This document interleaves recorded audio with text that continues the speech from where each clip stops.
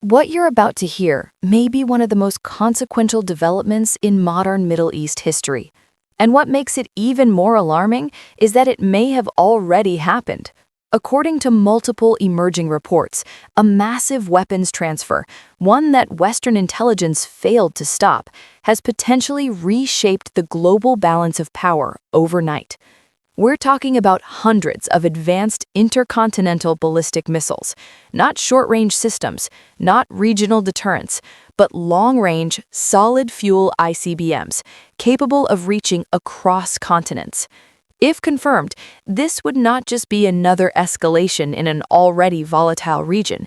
It would mark a turning point, because suddenly, the boundaries of this conflict would no longer be regional. They would be global. Let's put this into perspective. These are not outdated or experimental systems. They are modern, road-mobile, solid-fuel ballistic missiles designed for rapid deployment, survivability, and strategic deterrence. Unlike older liquid fuel systems, these missiles don't require long preparation times. They don't sit exposed while being fueled. They can move, they can hide, and they can launch with minimal warning. That changes everything. Because for decades, military doctrine in Washington and its allies relied on one key assumption: that missile threats could be detected early and neutralized before launch. But with solid-fuel mobile systems, that window disappears. Now consider scale. We are not talking about a handful of missiles. We are talking about a number so large that it challenges existing defense assumptions entirely. A force dispersed across a vast territory, hidden, mobile, difficult to track, and nearly impossible to eliminate in a single strike. This is no longer a tactical issue. This is strategic transformation. And that raises a critical question. How could something of this scale happen without being stopped? To understand that, you have to look at the limits of modern intelligence systems. Even the most advanced surveillance networks in the world are not omniscient. They rely on patterns, on known facilities, on expected behavior. But what happens when an operation is designed specifically to avoid all of that? Reports suggest this transfer did not happen overnight. Instead, it unfolded over an extended period, with components moved gradually in smaller shipments across routes that avoid traditional monitoring zones. Not through heavily watched air corridors, not through maritime choke points, but through land routes where oversight is fragmented and political sensitivities limit aggressive monitoring. At the same time, known facilities continued normal operations, no unusual spikes, no obvious signals, nothing that would trigger alarm. In other words, while attention remained fixed on expected locations, the real activity may have been happening somewhere else entirely. If that's true, then by the time the full picture emerged, it was already too late. And that brings us to the present moment, a moment where decision-makers in Washington and across allied capitals are no longer asking, "Is this happening?" but instead, "What happens next?" Because once a capability like this exists, it cannot simply be ignored, and it cannot be easily reversed. So what are the options now? At first glance, the most obvious response would be a direct military strike. Eliminate the threat before it becomes fully operational. But this is where reality becomes far more complicated, because you're not targeting a single facility. You're not even targeting a handful of locations. You're dealing with a dispersed, mobile system spread across a massive territory. Targets that can move, targets that can disappear, targets that may not be visible until it's too late. A successful strike would require more than precision. It would require scale, hundreds of coordinated operations sustained over time. And even then, there are no guarantees, because while one site is targeted, others could relocate. While one launcher is destroyed, others remain hidden. And the moment such a campaign begins, it's no longer a limited operation. It becomes full-scale war, a war that would not remain contained, a war that could trigger responses across multiple fronts, regional allies drawn in, strategic waterways threatened, global markets shaken, and escalation paths that become harder and harder to control. That's just one option. The next is covert action, cyber operations, sabotage, disruption from within. This is where Western powers have historically been effective, slowing programs, creating delays, undermining systems quietly. But there's a problem. Covert action works over time. It weakens, it disrupts, but it does not erase a capability that already exists, especially not at this scale. Then comes diplomacy. Sanctions, pressure, negotiation, attempting to force a rollback through economic or political means. But think about the logic for a moment. If a state has spent years, possibly decades, building toward a strategic breakthrough like this, why would it give that up? Especially under pressure, especially after achieving what may be its strongest deterrent position in history. That leaves defense. Expanding missile defense systems, deploying more interceptors, strengthening regional coverage.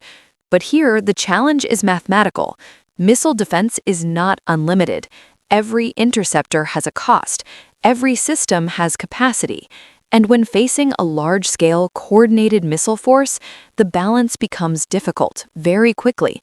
Even a strong defense can be overwhelmed, not because it fails, but because the scale exceeds what it was designed to handle. And this leads to the option no one wants to openly discuss: acceptance. Not agreement, not approval, but recognition. Recognition that a new strategic reality may now exist, and that reality forces a shift in thinking, from prevention to deterrence, from stopping capability to managing risk. For decades, stability in the region depended on a certain balance, a structure where one side maintained clear strategic superiority, where escalation could be controlled, where thresholds were understood. But when that balance changes, everything changes with it, because deterrence only works when both sides believe in its limits, and when new capabilities emerge, those limits become uncertain. And uncertainty is where risk lives. Right now, decision-makers are operating in that uncertainty, trying to assess capabilities, trying to evaluate intentions, trying to avoid miscalculation in a moment where the cost of getting it wrong could be catastrophic. This is no longer just about military power. It's about perception, about signaling, about who believes what and how they act on it. Because in high-stakes environments like this, actions are often based not on confirmed facts, but on perceived threats, and that is where situations can escalate the fastest. So the real question is no longer just what has happened, but how will each side respond to what they believe has happened, and that answer will define what comes next.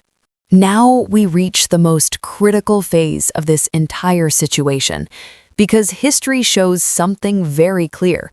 Moments like this don't stay static. They move, they evolve, and sometimes they spiral.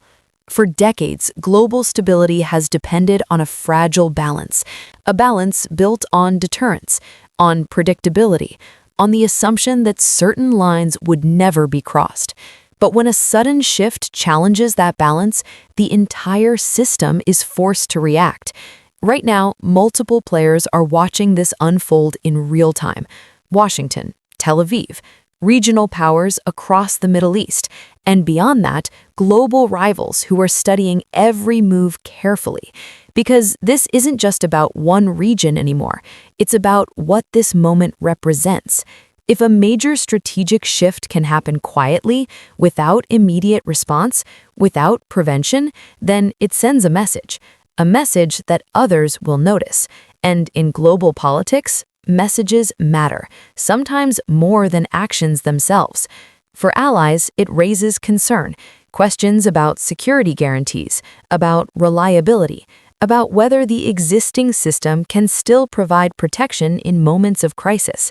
For adversaries, it presents opportunity, a chance to test limits, a chance to push boundaries further, a chance to reshape the strategic environment in their favor. And for neutral states, it forces a recalculation, a reassessment of risks, of alliances, of future positioning in an increasingly uncertain world. This is how shifts become global, not overnight, but through the reactions they trigger. Now, inside policy circles, one reality is becoming harder to ignore. There may be no clean solution, no perfect response, no path that avoids cost entirely. Every option carries risk. Military action risks escalation. Inaction risks emboldening. Negotiation risks political backlash.